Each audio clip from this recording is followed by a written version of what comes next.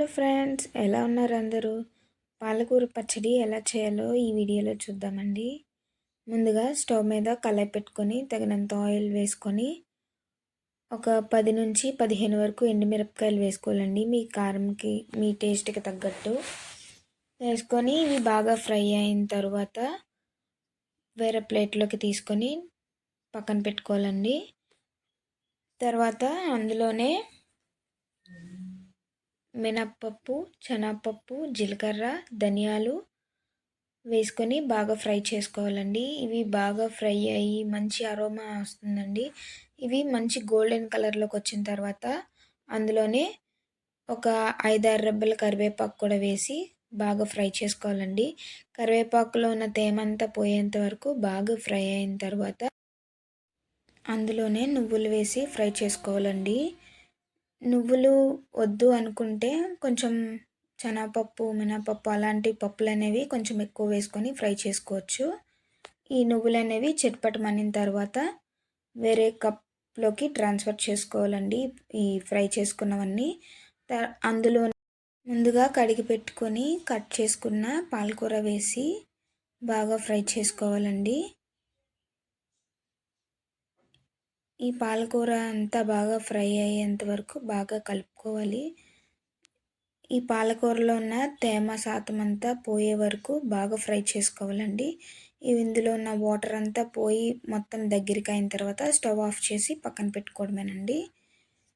ఈలోపు మనం ముందుగా వేపుకున్న ఎండుమిరపకాయలు, ఒక ఎల్లుల్లిపాయ, చింతపండు, ముందుగా ఫ్రై చేసుకున్న ధనియాలు, శనగపప్పు, మినప్పప్పు, కరివేపాకు ఈ దినుసులన్నీ కూడా వేసుకొని అందులోనే మన టేస్ట్కి తగ్గ సాల్ట్ కూడా వేసుకోవాలండి.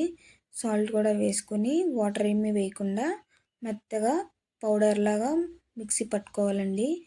ఇదంతా బాగా నలిగి మెత్తగా అయిన తర్వాత అందులోనే మనం ఫ్రై చేసి పక్కన పెట్టుకున్న పాలకూర మిశ్రమాన్ని కూడా వేసి మిక్సీ పట్టుకోవాలండి. వాటర్ ఏమీ అవసరం లేదు, ఆకుల తేమకే సరిపోతుంది. కావాలి అంటే మీరు కొంచెం వాటర్ అనేది యాడ్ చేసుకొని మిక్సీ చేసుకోవచ్చు, చాలా బాగుంటుంది. చూసారు కదా, ఇలా మెత్తగా పేస్ట్ అయిన తర్వాత కావాలంటే పోపు పెట్టుకోవచ్చండి. పోపు పెట్టుకుంటే చాలా మంచి టేస్ట్ అనేది వస్తుంది.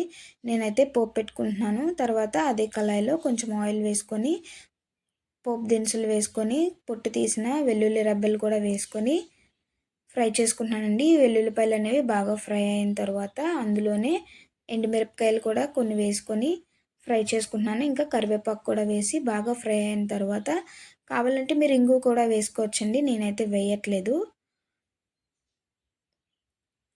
ఈ పోపు అంతా బాగా వేగిన తర్వాత అందులోనే మనం ముందుగా గ్రైండ్ చేసి పెట్టుకున్న పాలకూర పేస్ట్ అంతా కూడా వేసి బాగా కలుపుకొని ఆయిల్ పైకి తేలేంత వరకు కొంచెం బాగా ఫ్రై చేసుకున్న తర్వాత చూసారు కదా పచ్చడి కలర్ ఎలా మారిందో. సో ఇలా కలర్ చేంజ్ అయిన తర్వాత వేరే బౌల్లోకి ట్రాన్స్ఫర్ చేసుకుంటే మన పాలకూర పచ్చడి రెడీ అండి. మీరు కూడా ట్రై చేసి ఎలా వచ్చిందో నాకు కమెంట్ సెక్షన్లో కమెంట్ చేయండి. ఈ వీడియో కనుక మీకు నచ్చితే లైక్ చేయండి, షేర్ చేయండి అండ్ సబ్స్క్రైబ్ చేయండి.